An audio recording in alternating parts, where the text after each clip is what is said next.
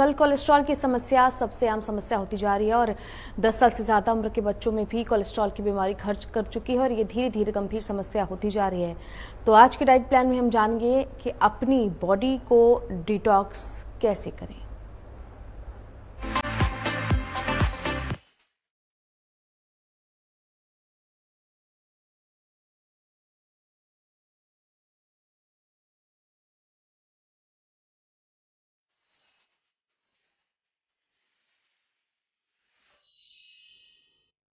Hello, नमस्ते, सत श्री अकाल। कैसे हैं आप सब? उम्मीद करता हूँ सब सेफ होंगे, सुरक्षित होंगे। मैं हूँ डाइटिशियन शिवा।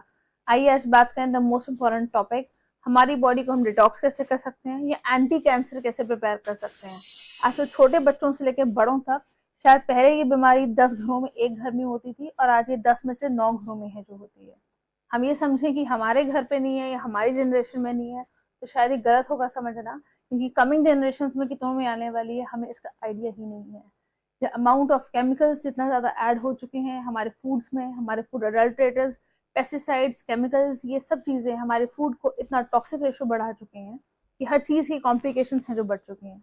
आइए जिस चीज़ को समझें कि क्या खा के अपना बॉडी प्रोफाइल ठीक कर सकते हैं, प्लस अपनी बॉडी को कैंसर से और एंटी एजिंग से बचाना है। बहुत सारी फीमेल्स हैं जो कि अपने फेस पे न जाने कितने हज़ारों या लाखों रुपए खर्च कर देते हैं सिर्फ एक चीज़ के पीछे कि मेरे फेस का ग्लो कम नहीं होना चाहिए, मेरे फेस पे कोई रिंकल्स नहीं आने चाहिए, एंड अबव ऑल मैं बहुत हमेशा यंग एंड ब्यूटीफुल रहूं। मैं ये तो नहीं बता पाऊंगी कि हाँ हम किससे यंग और ब्यूटीफुल है जो रह पाते हैं, बट अगर क्या चीज़ें खा के या क्या चीज़ें अवॉइड करके हम अपने फेस के रिंकल्स को बचा पाएँ और अपनी बॉडी को है जो बचा पाएँ, ये इस पर बात करते हैं। मीठे के बिना शायद रहना बहुत मुश्किल है, या मीठे के बिना तो यार खाना खाया ही अधूरा लगता है। तो आज इस चीज़ को समझते हैं कि क्या मीठा सच में हानिकारक है या नहीं। अगर आपको ऐसा लगता है कि मेरी चीनी तो बहुत बेटर है या ब्राउन शुगर मैं यूज़ करता हूँ, तो अगर आप ब्राउन शुगर यूज़ कर रहे हैं तो कम मात्रा में, अगर आप व्हाइट शुगर यूज़ करते हैं तो आप उसको ब्लेंडर से ब्लेंड करके देखिए या चीनी को घुमा के देखिए। अगर उस पानी में झाग बन रही है तो इसका मतलब वो केमिकल से ट्रीटेड वाली ही चीनी है, तो उस चीनी को बंद कर दीजिए लेना। आपकी बॉडी में कैंसर सेल्स पनपने बंद हो जाएंगे। इस चीज़ को समझिए कि हम अपना खान पान से अपनी बहुत सारी चीज़ों को बेटर कर सकते हैं, लेकिन शायद हम चूज करते हैं या तो भूखे रहना, या हमारे टेस्ट का बहुत ज़्यादा इम्प्रूव करवाना, या हमें भूखा रहना पसंद नहीं है, टेस्ट ही ज़्यादा खाना खाना पसंद नहीं है, हम खाते हैं सिर्फ और सिर्फ जंक। काफ़ी बच्चे, न्यू जनरेशन जो आ रही है, यूथ जनरेशन जो आ रही है, ना उसको खाना बनाने का टाइम है, ना उसको वो ज़ील है कि हाँ खाना बनाना, वो ज़ील है कि ऑनलाइन ऐड कर दिया जाए और शायद हमारा कार्ट फुल हो जाएगा और ये चीज़ें हैं जो खा लेंगे। आइए इस चीज़ को समझें, वो खाना किससे बना हुआ होता है और आपकी बॉडी का प्रोफाइल किससे डैमेज हो जाता है। आप अगर लाल मिर्च की जगह हरी मिर्च यूज़ करते हैं तो उसका क्या बेनिफिट है उस पर समझते हैं। लाल मिर्च जो पाउडर रहेगा ऑब्वियस है उसमें अडल्ट्रेटेड रेशियो है जो बहुत ज़्यादा रहता है। आपने कभी नोटिस किया है जो हमारे बुजुर्ग हैं उनमें डिप्रेशन की मात्राएं बहुत ज़्यादा कम होती हैं और हम जैसे जनरेशन में बहुत हायर होती है, क्योंकि उस टाइम वो लोग ज़्यादा यूज़ करते थे हरी मिर्च का, which is the richest source of vitamin C as well as most best anti depressant. जी हाँ, लेकिन शायद हरी मिर्च खाना हमने बंद किया, तीखी सब्जी खाने के नाम पे। तो हनी चिली है जो एक्सट्रीम सॉसेस हैं जो हम खाते हैं, और उन सॉसेस के साथ किसके साथ खाई जाएगी, कटलेट्स के साथ, फ्राइड फूड्स के साथ, कॉम्बिनेशन है जो अलग चला गया और बॉडी डैमेज है जो अलग चलेगी। इसलिए अगर जब भी आप अपनी बॉडी को डिटॉक्स पे कर रहे हो तो ये मतलब नहीं होता कि मैंने खाना खाना बंद कर दिया, ये मतलब होता है कि उसके साथ जो ऑल्टरनेटिव्स हैं उनको भी बंद करना होता है, तो बॉडी डिटॉक्स पे जाती है। बॉडी डिटॉक्स के नाम पे ना जाने कितनी हजारों रुपया हम अपनी बॉडी पे खर्चते हैं कि हर्बल टी है, कैमलियन टी है, ये टी है या वो टी है, और उस टी के बाद हम खा लेते हैं खाना जिसमें हो गया सिंथेटिक फ्लेवर्स, तो ऑब्वियस है वो सब नलिफाई हो गया। अगर आप कैमलियन टी ले रहे हैं या आप हर्बल टीज ले रहे हैं तो नेक्स्ट मील जो होगा वो टोटली हर्बल होना चाहिए, टोटली सात्विक होना चाहिए। अगर हम इसको सात्विक पे बात करें तो जो भी आप खाना खा रहे हैं कोशिश करें कोई भी एडेड फ्लेवर्स या एडेड कलर्स हैं जो नहीं होने चाहिए और एडिक्टिव्स हैं जो नहीं होने चाहिए। अगर एडिक्टिव्स का रेशो हायर जाता है उसको भी थोड़ा सा काउंटर करना है, एंड अबव ऑल चीनी को अगर आप बंद कर सकें उससे बेटर कुछ नहीं हो सकता। मैं खुद एक कैंसर हॉस्पिटल में काम करती हूँ और आप यकीन लगाइएगा 3 साल से लेके 8 साल तक, 12 साल तक इन बच्चों को जब ट्रीटमेंट हो रहा होता है तो वो देखना भी बहुत पेनफुल होता है।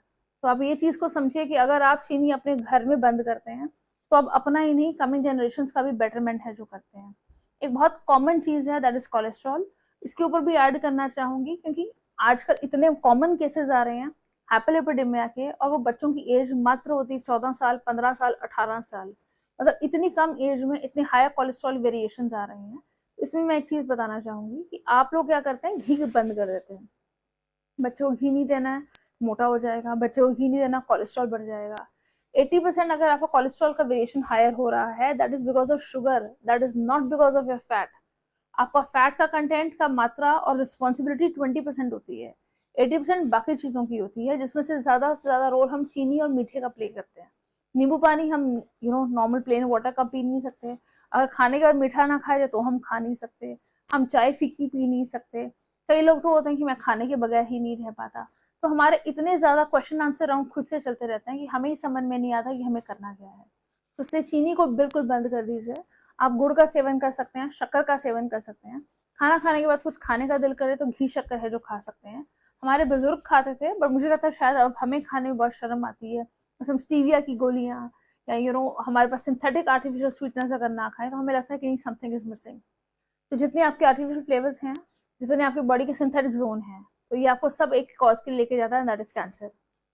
कोशिश करें अपने खाने को, जब भी आप अपना फुल वीक में कोई भी 2 दिन, बेसिक होना तो वैसे 7 दिन चाहिए, बट थोड़ा ज्यादा हो जाएगा, एटलीस्ट 2 दिन है जो आप दे पाए, तो उन 2 दिनों में कोशिश करें टोटली सात्विक भोजन है जो खाएं।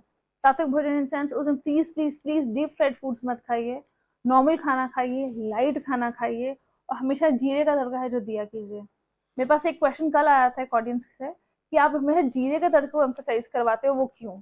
जीरे के तड़के को इसलिए एम्फोसाइज करवाया जाता है क्योंकि अगर आप प्याज टमाटर का तड़का लगाते हैं तो क्वांटिटी ऑफ द ऑयल, जरूरी नहीं है कि हर एक इंसान मस्टर्ड ऑयल यूज कर रहा है या देसी घी यूज कर रहा है।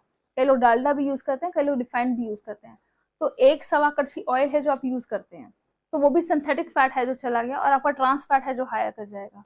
तो बॉडी का प्रोपोर्शन रेशियो भी चेंज हो गया और डैमेज जोन फिर से बॉडी का बढ़ गया। इसलिए अगर आप हल्का खाना खाते हैं तो आपका कन्वर्जन जो है फूड का, वो इतना हायर जोन में डिफिकल्टी नहीं होती बॉडी को एसिमिलेट करने में। उसके ऊपर काम कीजिए, हल्का खाना खाइए, बारी बारी खाना खाइए। प्लीज कोशिश करें एक्सट्रीम तड़के वगैरह मत दीजिए, बॉडी में बहुत दिक्कतें हैं जो होती हैं, और जब आप मौत से रूबरू होते हैं, यकीन लगाइए बहुत टफ है ये सब देखना।